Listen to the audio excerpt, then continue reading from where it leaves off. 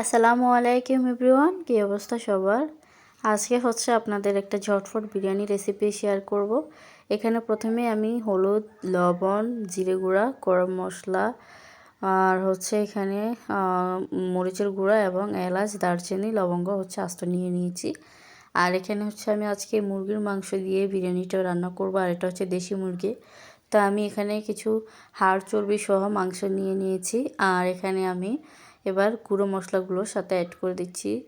এখানে গুঁড়ো মশলাগুলো অ্যাড হয়ে গেলে আমি হচ্ছে এখানে এগুলোকে ভালোভাবে ম্যারিনেট করব।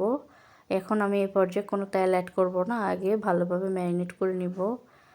তো যত ভালোভাবে ম্যারিনেট করবেন আর যত সময় ধরে রেস্টে রাখবেন তত বেশি টেস্ট ভালো আসে এগুলোর। তা আমি মাংসগুলোর ভেতরে খুব ভালোভাবে মশলা ঢুকিয়ে নিচ্ছি। এ পর্যায়ে আমি এখন এখানে তেল অ্যাড করে দিব।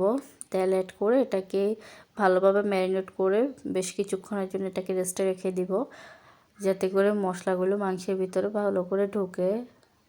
এখন এ পর্যায়ে হাঁড়িতে তেল দিয়ে দিয়েছি। তেল গরম হয়ে গেলে এখানে আমি আদা রসুন পেস্ট এবং পেঁয়াজ কুচি দিয়ে দিব, সাথে একটু রসুন কুচিও দিয়েছি।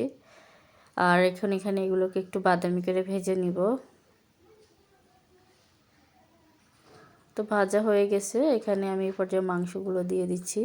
এখানে এক্সট্রা কোনো আমি মশলা অ্যাড করব না, যে মাংসের মশলা আছে ওগুলোতেই মাংসটা খুব সুন্দরভাবে হয়ে যাবে। তো এখন এটাকে একটু ভালোভাবে কষানো হচ্ছে। মাংসটা কষানো হয়ে গেলে আমি এখানে তেল অ্যাড করে দিব।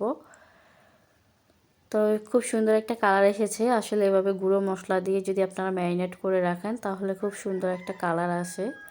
ওইভাবেও ভালো আসে, হাঁড়িতে তেল গরম করে তখন সব মশলা দিলেও ভালো আসে। তবে আমার কাছে মনে হয় এভাবে বিরিয়ানি রান্না করলে অনেক বেশি ভালো আসে টেস্ট। তো আমি হচ্ছে এখন দেখিয়ে দিচ্ছি আমার প্রায় এটা কষানো হয়ে গেছে। এখন এই পর্যায়ে কষানো হয়ে গেলে আমি এখানে পানি দিব। পর্যাপ্ত পরিমাণে পানি দিতে হবে, কারণ যেহেতু এটা দেশি মুরগি, এটা হতে অনেক বেশি সময় লাগবে। তো এখানে হচ্ছে আমি পর্যাপ্ত পরিমাণে পানি অ্যাড করে দিবে। আর পানিটা অবশ্যই আগে থেকে গরম করে নেবেন। এখানে চেষ্টা করবেন ঠান্ডা পানি না দিয়ে গরম পানিটা অ্যাড করার জন্য। গরম পানি অ্যাড করলে দ্রুত হয়ে যায় রান্নাটা।